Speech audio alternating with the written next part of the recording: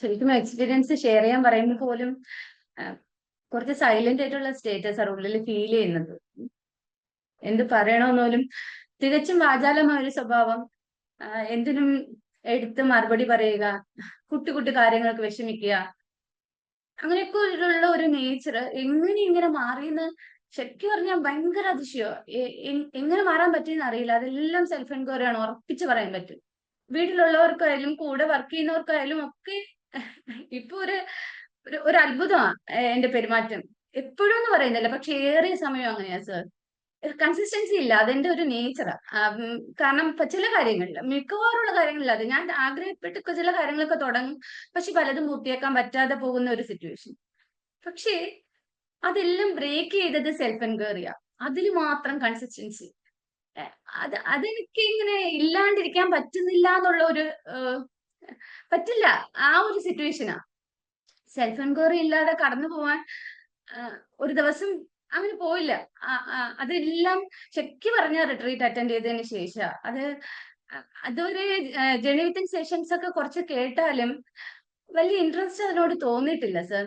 പക്ഷേങ്കില് first retreat attend ചെയ്തതിന് ശേഷം അന്ന് മുതൽ കാര്യങ്ങൾ എന്താന്ന് മനസ്സിലായി തുടങ്ങിയതും പിന്നെ ഞാൻ ഇതുവരെ അത് വിട്ടിട്ടില്ല. ആ ഒരു പാത്തിലോട്ട് തന്നെയാ പോകുന്നത്.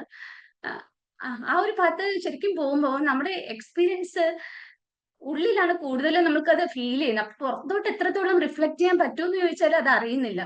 ബട്ട് ഒരു സൈലന്റ് സ്റ്റേറ്റ് ഫീൽ ചെയ്ത് തുടങ്ങിയത് ഫസ്റ്റ് റിട്രീറ്റിന് ശേഷമാണ്. അതുവരെ എത്ര മെഡിറ്റേഷൻ ചെയ്തിട്ടുണ്ടെങ്കിലും എന്തൊക്കെ കാര്യങ്ങൾ ചെയ്തിട്ടുണ്ടെങ്കിലും ഇത്രയും ഒരു ഇന്നർ സൈലൻസ് ഒക്കെ ഉണ്ടോന്നൊരു ഒരു തിരിച്ചറിവ് വന്നത് ആ ഒരു റിട്രീറ്റിന് ശേഷം.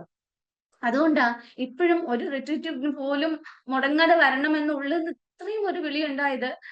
ആ ഒരു ഇന്നർ സൈലൻസ് എവിടെയൊക്കെയോ ശരിക്കും തീവ്രമായിട്ട് എക്സ്പീരിയൻസ് ചെയ്യാൻ പറ്റുന്നുണ്ട്. അത് തീർത്തും സാറിന്റെ ബ്ലെസ്സിങ്സ് തന്നെയാണ്, അല്ലാണ്ട് വേറൊന്നുമല്ല. ഒന്നും ഇതിന്റെ ആ ഒരു നോൺ ഡ്യുവാലിറ്റി ടീച്ചിങ്സിന്റെ ABCD അറിയത്തില്ല. അങ്ങനെ വന്നതാ സാർ, ഒന്നും അറിയില്ല. പക്ഷെ തികഞ്ഞ ഭക്തിയായിരുന്നു എന്ന് മാത്രം അറിയാം. വേറൊന്നും എനിക്കറിയില്ല.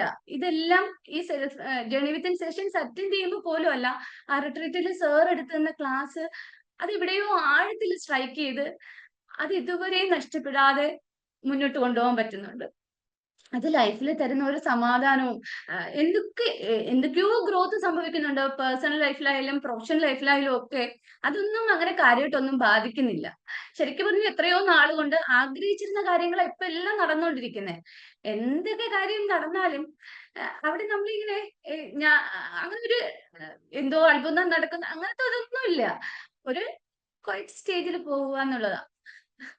ഇതിനൊന്നും ഒന്നും മറുപടി പറയാനില്ല sir. Thank you, thank you, thank you so much.